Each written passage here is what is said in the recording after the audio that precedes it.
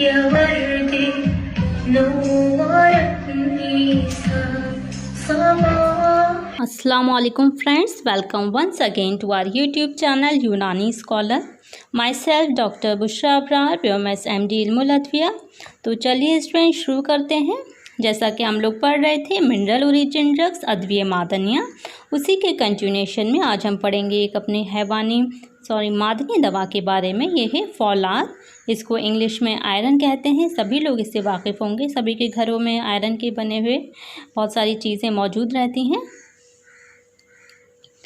फौलाद के कई मुतरादिफ नाम हैं. जैसे इसको हम फ़ारसी में आहन कहते हैं और इसे अरबी में हदीद कहा जाता है, और कॉमनली हम लोग उर्दू हिंदी में इसको लोहे के नाम से जानते हैं. लोहा कहा जाता है इसे.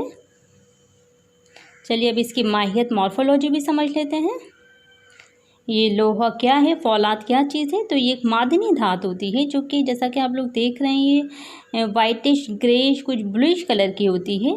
और इसका मज़ा, टेस्ट की बात करें तो इसका मज़ा कसीला होता है और हाथ पर मलने से इसमें से एक ख़ास किस्म की एक तरह की बू यानी कि स्मेल निकलती है इससे. हिंदुस्तान में लोहे की कई किस्में पाई जाती हैं, लेकिन इसमें जो मकनातीसी लोहा होता है, मैग्नेटिक आयरन होता है, उसे सबसे बेहतर माना जाता है. और इसको मेल्ट करने के लिए, इसको पिघलाने के लिए बहुत ज़्यादा हरारत की ज़रूरत होती है. यहाँ तक कि जितनी हीट पर सोना यानी गोल्ड पिघल जाता है उससे भी ज़्यादा इसको हीट की ज़रूरत होती है मेल्ट होने के लिए. और सख्ती और मजबूती की बात की जाए तो ये सख्ती और मजबूती में तमाम धातुओं से ज़्यादा सख्त होती है और मजबूत होती है. लेकिन कहा जाता है कि मॉइस्चर, जो नमी होती है, वो इसका लोहे का जानी दुश्मन उसको कहा जाता है. इसकी वजह ये होती है कि अगर इस पे लोहे पर जंग लग जाती है तो ये इतने मजबूत सख्त धातु को भी ये मिट्टी में बदल देती है. लेकिन इसके लिए भी हम लोग ये करते हैं कि इसके ऊपर रोगन कोई पेंट लगा दिया जाता है, जिससे इस जंग का असर नहीं होता है, जंग नहीं लगती है, मॉइस्चर इसके कांटेक्ट में नहीं आ पाता है.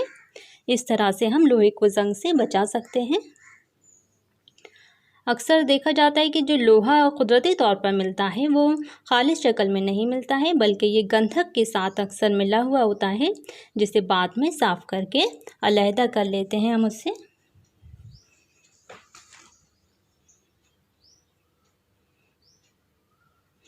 अब इसके मिजाज की बात करें तो इसका मिजाज होता है गर्म खुश्क, हॉट एंड ड्राई होता है ये दूसरे दर्जे में.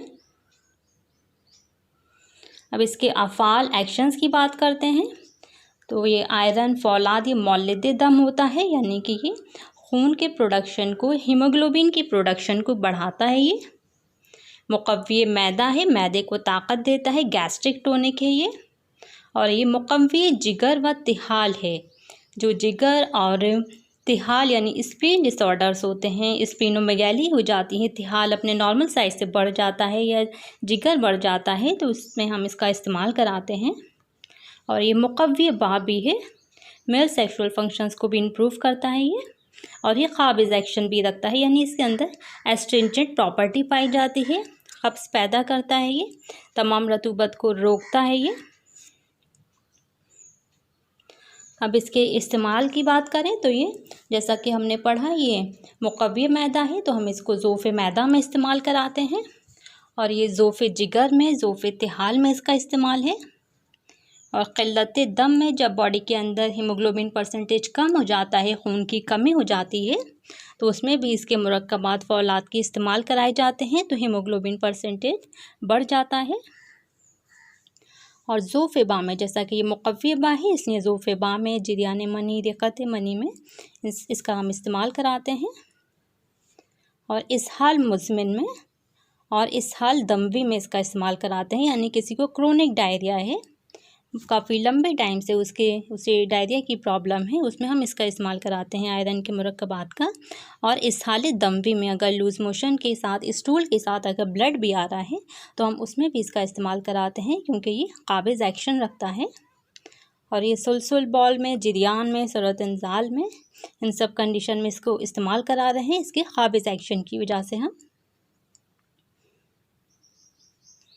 अब इसकी मकदार खुराक की बात करते हैं तो इसकी मकदार खुराक होती है 60 to 125 milligram.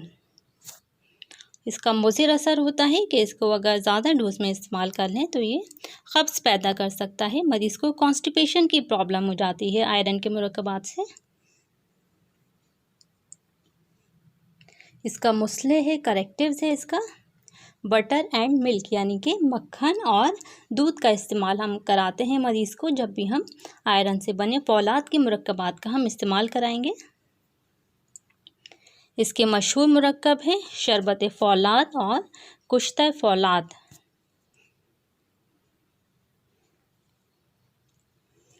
Okay students, thank you. लेकिन आप लोगों से एक गुजारिश है कि अगर वीडियो आप लोगों को इन्फॉर्मेटिव लगे, अगर लगे वाकई कुछ यूज़फुल है जो काम हम लोग आप लोगों के लिए कर रहे हैं, तो प्लीज़ एक लाइक और एक कमेंट आप लोग कर सकते हैं, जिससे हम लोग को मोटिवेशन मिलता है। वरना बहुत